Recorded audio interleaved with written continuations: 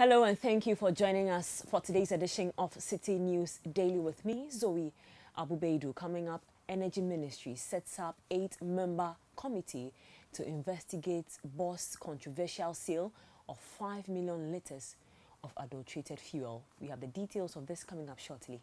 Stay with us.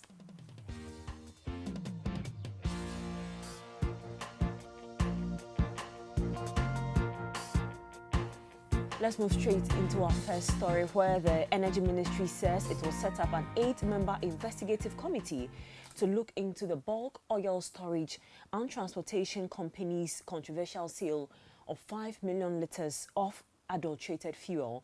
The committee is to determine the circumstances that led to the contamination of the fuel and review the transaction, among others.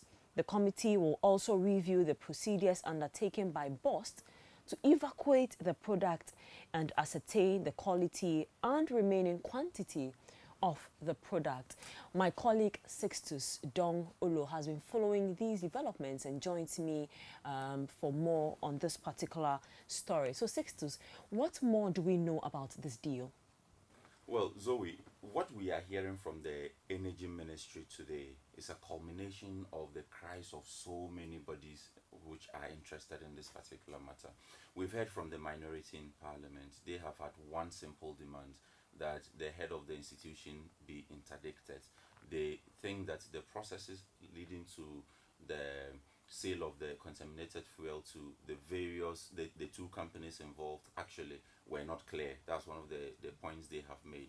They've also said that the two companies in particular, Movimpina and Zoop Oil, these companies have no licenses to undertake any of the dealings that they had with the BOST company. And so that is for the minority in Parliament. But we have also heard from the Chamber of Petroleum Consumers, and they've also had the same cry, the same demand, that indeed the head of the institution must go. So if you look at it across board, from ASEP, the Chamber of Petroleum Consumers, from the minority in Parliament, everybody seemed to have the same call, that the processes were unclear, the companies had no license, and so the head of the institution must go. Thank you very much, my colleague Sixtus Antwi, with those details. Let's move on to our next story now.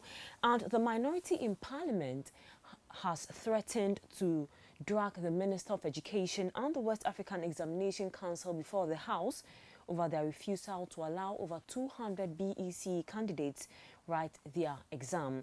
The over 200 students in Bumprugu Yoyo in the northern region were unable to write this year's English and religious and moral education papers due to a change in the examination center. WAEC subsequently indicated that the students will only be made to rewrite the papers next year. But speaking to Citi News Daily, the minority spokesperson on education, Peter Nochukotoi, says Parliament must compel the two institutions to allow the students to write the papers this year. Meanwhile, the two largest teacher unions, the Ghana National Association of Teachers, NAT, and the National Association of Graduate Teachers, NAGRAT, have also lashed out at the two bodies for not showing enough interest in the matter. To the Eastern region now, and two teenagers are currently in the grips of the Regional Police Command for possessing narcotic substances suspected to be marijuana. The two, Evelyn Adade Koko, 19 years, and Felix Jima, 18 years, were arrested while attempting to transport 30 parcels of narcotics together with cassava in 2 sacks from Huhunya to Nkrakan in the Eastern region. To our final story for today, and the coalition of bonded unemployed diploma nurses, midwives and allied health professionals are threatening to picket at the Flagstaff House following what they describe as bad faith displayed by the Ministry of Health. 2 months ago, when the group besieged the ministry, they were promised employment after financial clearance.